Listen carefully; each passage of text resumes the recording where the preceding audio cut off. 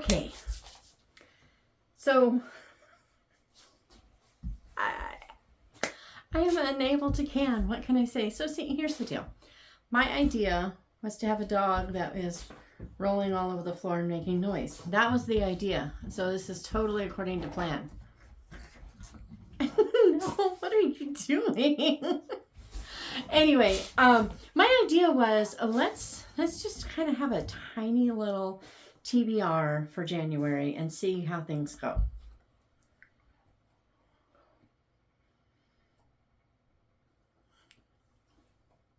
Well, yeah.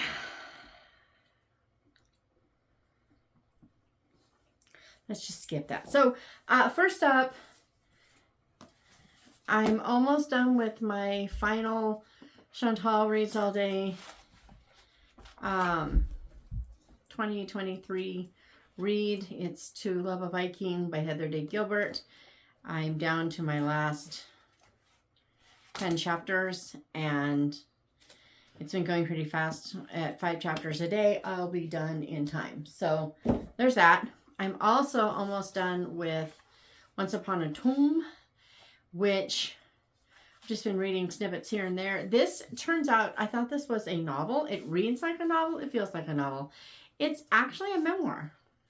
It says so right there. Name that movie. But it's hilarious because how he's written this memoir. If all memoirs were written like this, where it reads like a story, not just like someone telling a story, but like almost has like fantastical elements to it, and yet they're not, but they are, but they aren't, kind of thing. It's really cool how this book is written.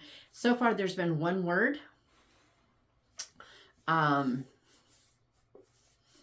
Steer manure. And the author is very discreet when talking about other more sensitive things. And so I appreciate that. He's just, it's more matter of fact rather than trying to push an agenda of any kind, which I appreciate. Really enjoying it. I'll talk about it more later. And I have officially decided to temporarily DNF Towers in the Mist. I have enjoyed, I'm only this far, so not far. You know, what is that, a quarter or is that a third? It's about a third of the way into the book. I've enjoyed maybe half of what I've read. The rest of it has been boring, and I think it's got to be me. I think it's going to get better from here on out. But I am not picking the book up. And I think the more I try to force it, the less I'm going to pick the book up. So I think it's best to DNF for now and pick it up again later. So that's what's going on currently. But for January, I have a rather, it's not a huge stack, but it's more than the 3 or 4 that I thought I would go for. Yeah, I about doubled that, I think. But so obviously for Chantal Reads All Day Challenge, I have Vinyl Resting Place by Olivia Black. It's the coffee and record shop with all the fun. The synopsis is full of really excellent word usage, so that it tells a lot in subtext as well as in just the fine word choice. But it's a cozy mystery. I'm expecting to love it. And so, yeah, it'll probably actually read it very early in the month because why wouldn't I? Really excited about that one. And so, like, every month I have those 2 books that I always read. The last 2 months, that hasn't been true for me, but I have gotten Chantal every month. That's good. And I did almost every month for Googe. I had a DNF in there. And then I had Towers. And not finishing Towers, I almost didn't read the first in the Desrochers series, the Elliott family. Almost didn't read the first one, but I did read it, loved it. The second one I haven't started because I keep trying to force myself to read that other one first. And so now I'm 2 books behind on my Year of Googe, and there's no reason for it. So that's going, and I'm going to finish those. Probably it'll get worked in. I don't think I put it on this stack, but it is over here. Except I think this is the third one. The second one is in the house. I think it's the Pilgrim Inn. But yeah, it's gonna be a thing. Okay, so but then the other book that if I read nothing else, I want to read The Warden by Anthony Trollope. Really think I'm going to enjoy this. I did like Dr. Thorne, so I'm really looking forward to it. And this will be the year of Trollope. So I've got 6 books, and then I got to figure out what I'm going to do after that. I want your opinions. So, The Warden, this is the first of the Barsetshire novels, and it says, these novels, the first serial fiction in English literature, follow the intrigues of ambition and love in the cathedral town of Barchester. The first of the 6 Barsetshire novels, The Warden, centers on Mr. Harding, a clergyman of great personal integrity who is, nonetheless, in possession of an income from a charity far in excess of the sum devoted to the purpose of the foundation. On discovering this, young John Bold turns his reforming zeal to exposing what he regards as an abuse of privilege, despite the fact that he is in love with Mr. Harding's daughter, Eleanor.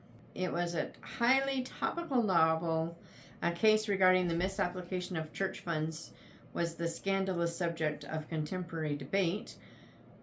But like other great Victorian novelists, Trollope uses the specific case to explore and illuminate the universal complexity of human motivation and social morality. Anyway, really just looking forward to diving into these. So there's that one. And then, okay, so I have this little stack, and I'm going to do this in order of what how I think I want to read, I think. So I'm going to read the next in the Driftwood Bay novels, Winter Holiday by Terry Blake, and then I have Spring, and then I'm done. Anyway, this one is it continues the stories of all the sisters. There's one sister that has kind of issues with men. There's the other sister who's in the middle of a divorce, and one sister who almost got a divorce, and all kinds of just like family drama, but in a way that isn't. It's not angsty teen, that kind of drama. It's just ugly life mess and the hope that can come from it. So this is, I think it's supposed to be a Christmas book. I mean, winter, holiday, whatever, but I went with winter, and yeah, I think that will be after those 2, definitely. And then Of Love and Treason by Jamie Ogle. This is the story of fictionalized, obviously, but the story of St. Valentine, who performed illegal marriages after marriage was outlawed. And then there's a whole lot. I talked to Jamie Ogle on the podcast, and it was a fascinating conversation. And her next book is about St. Nicholas. So I'm like, yeah. So this definitely want to read. It comes out, I think, at the beginning of February, but it might be in January. Really excited about this. But so it says, Valentine defies the emperor and becomes a hero and the most wanted man in the empire. Compelled by his faith, he has nothing to lose until a chance encounter with the daughter of a Roman jailer changes everything. Rome, AD 270. In the wake of the emperor's marriage ban, rumors swirl that there is one man brave enough to perform wedding ceremonies in secret. A public notarius and leader of an underground church, Valentine believes the emperor's edict unjust and risks his own life for the sake of his convictions. But as his fame grows, so do fears for his safety. So, Of Love and Treason, I believe this is her debut novel, and I'm really excited. I'm pretty sure this is a homeschool mom. But this is Tyndale, and they've been surprising me the last couple of years. They've been putting out some stuff that, there was a little while there that I was getting a little annoyed because they were getting a little too gritty. I remember a word or two that I was like, what? And dancing really close to some inappropriate lines. But the last few that I've read by them, I have not seen that. I've loved it instead. So I'm really, really excited about that. And then I want to read When We Were Warriors, which sounds like it's supposed to be kind of a sequel to Letters from the Lighthouse based upon what I was finding. I had decided I wasn't going to read any more Emma Carroll after The Truth of Tidewater Lake. But yeah, then I saw this and realized this one and another one about Frost Hall seems to kind of fit with Letters from the Lighthouse, which I loved. So this is summer 1942. Air raids rationing the threat of invasion. Everyday life in wartime Britain is pretty grim and often pretty dull. That's what Stanley thinks anyway, until his home is bombed and he's evacuated to a remote old house with the mysterious name Frost Hollow Hall. It's what Olive thinks too, until she finds a body washed up on the beach at Budmouth, or probably Budmouth Point. Velvet just wishes she could be useful. And when the air raid warden brings in a band that puts all the pets in peril, she grabs her chance. So, 3 thrilling stories about 3 different children who find adventure, courage, and untrainable dogs in an impossibly tall American GI where they least expect it. So I'm really looking forward to it because, like I said, I did love Letters from the Lighthouse, but I did not enjoy Truth Water at all. So it's like the more I think about that book, and don't get me wrong, there were parts of it that were wonderful, but the more I think about that book, the less I like it. I probably overrated it, but oh well. And then because of winter, I think it's supposed to be a Christmas book, but I chose to read it. It's Baby's Cold Outside. It was one of the ones that I was going to read in December, and I pulled all of those December books out except this one because I got this at the end of December last year and made myself wait for this December, and then I didn't get to read it. So, you know what? I'm going to do it in January. Oh well. 5 strangers with broken hearts, 1 raging blizzard. Baby is cold outside. Yeah, Christmas is over, but I'm not. I'm not over this. Here's some paper in here. Index card. Because you never know when someone's going to leave you an index card in a book. So there you go. But yeah, eager to read this. And so I've decided, yeah, it's going on there. So, I mean, it's not number 1 on the list, but it's higher up. And then I have 3 more that I probably definitely won't get to, but in case I need it. And, I may just decide to mix these around, but you never know. This is Lifelines by Eleanor Burton. Life had been going as planned for biologist Dr. Robert Fielding until a squall threatens to shipwreck him. Tormented by the troubles in his life, he resists the friendship of his new neighbor, Anna Fawcett. After all, a senior and her disabled son aren't exactly in his league. But Anna's fresh cinnamon buns come with a side of innocent questions that erode his faith in naturalism and collide with his assumptions about life, love, and truth. And then there's some more, but then it says, to risk rethinking his core convictions for a chance at personal peace would expose his soul and tear open an old wound. So, looking forward to this.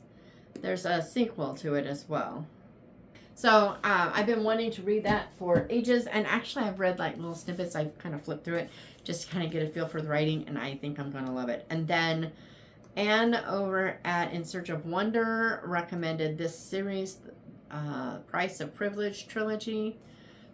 The first one is Born of Persuasion. This is not a little book. This is kind of a chunker. I mean, for this type of book, it's a chunker. I think it's like 400 and some odd pages. 430. So, looking forward to this. She said that she thought it was going to be kind of fluffy, but it actually turned out to have a lot of depth to it.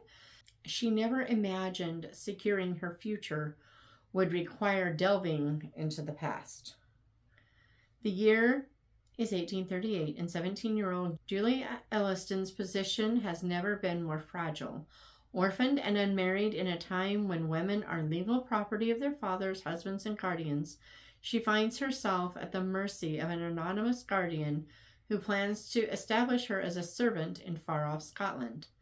With 2 months to devise a better plan, Julia's first choice, to marry her childhood sweetheart, is denied. Then a titled dowager offers to introduce Julia into society, opening a realm of possibilities. Treachery and deception are as much a part of Victorian society as titles and decorum, however, and Julia quickly discovers her present is deeply entangled with her mother's mysterious past. And I'm going to stop there. So I'm looking forward to trying this one. It's another Tyndale, so it's kind of like, is this? I think she said it was a slightly older series, so it might be before they had a couple of years in there. This is May of 2015 that someone gave this one. Yeah, 2013. So this thing is 10 years old, which might explain a lot. Yeah. So I'm not too concerned about it now. You know, you see Tyndale, and it's kind of like Tyndale for a little while was the problem, and then Thomas Nelson took over. So we'll see what happens. Hopefully, I will love it, and that's all that matters. But it's quite a pretty cover, and it's one of the first ones with the chopped off face. So that's kind of cool. That was a really big thing, and I'm just like, I still don't understand the appeal of chopping off whatever. And then I was like, I want one more something. And I was just looking through my shelves. And then I pulled out The Enchanted Castle by E. Nesbit. I have not read this one. But here's the deal. I was flipping through it, just kind of like trying to decide what I was looking for. And I started seeing some of the pictures. And I don't know anything about this book. I just bought it because it is E. Nesbit. I love The Railway Children. I love the 5 children in it. And I mean, is that a dinosaur? I think that's a dinosaur. But when I was flipping through some of the images, they remind me a little bit of my Tales of the Ashton. And so, which I'm really just kind of anxious to work on again. So I'm just like, they're beautiful illustrations. But there were just a few of the pictures that I was just like, wait a minute. You know, it just feels, and so I thought, well, I should probably read it before I end up, you know, turning my book into something that's already been done, right? So, okay, that feels a little Alice in the Looking Glass-ish. I don't know why, but it does.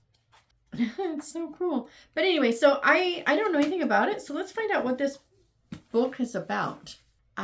Gerald, Kathleen, and Jimmy hope to find adventure when they set off to explore the woods. But they get far more than they bargained for when they discovered the enchanted castle. At first, they seem to be in a fairy tale come true until a friend turns invisible, thanks to a magic ring that she can't remove. Adventure follows adventure as they seek to control the magic, but the magic has a will of its own, and it's all they can do to keep up. Faced with sleeping princesses, magic rings, and moonlit gardens filled with enchantment, the children must use all their courage and ingenuity to control the magic and solve the mystery surrounding the enchanted castle. Okay, so that's nothing like my story, which is good. To me, that feels a little Narnia-esque. This definitely reminds me of mine. But, so I'm just like, I'm kind of enthralled here. So we shall see, we shall see. This is going to be cool. So I'm hoping to get to this. I don't actually expect to. But you know what? I may just go, forget this. I'm going to read it.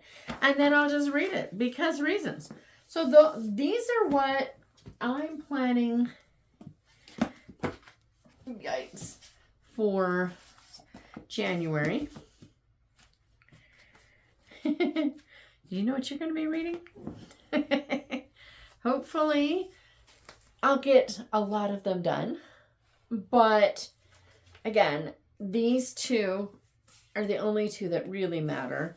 And this one's so small, I can't imagine not getting it done. And this one is really important to me. So these four, if I get all of these read, I will be very happy. Totally content. But these two in particular, I also really, really want to read. So anyway, that's what we got.